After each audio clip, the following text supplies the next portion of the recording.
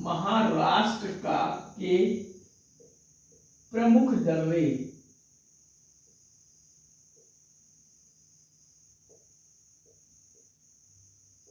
महाराष्ट्र के प्रमुख दर्रे पर आ जाते हैं।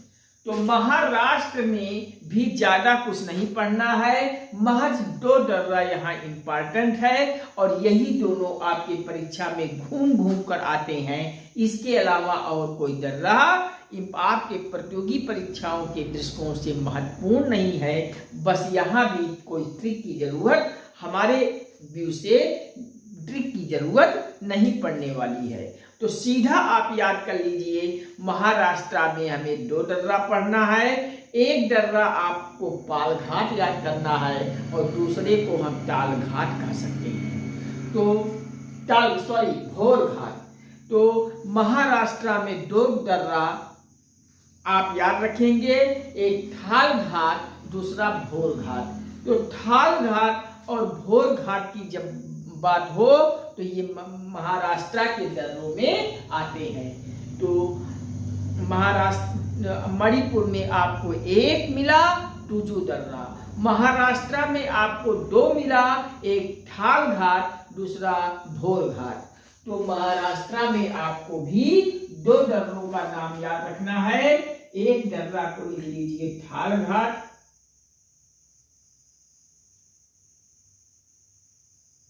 दर्रा, और दूसरा दर्रा है महाराष्ट्र का भोरघाट। भोरघाट।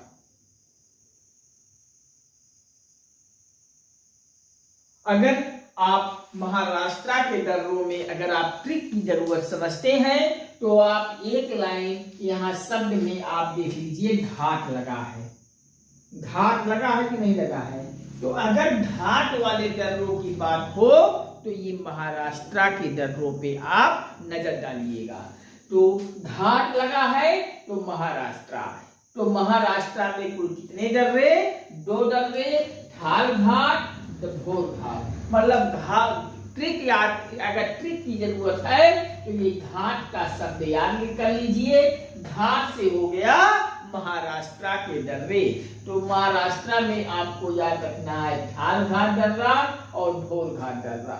और यहाँ थालघाट दर्रा और भोरघाट दर्रा से कुछ इंपॉर्टेंट क्वेश्चन और बन जाते हैं, तो इसको आप याद कर लीजिए।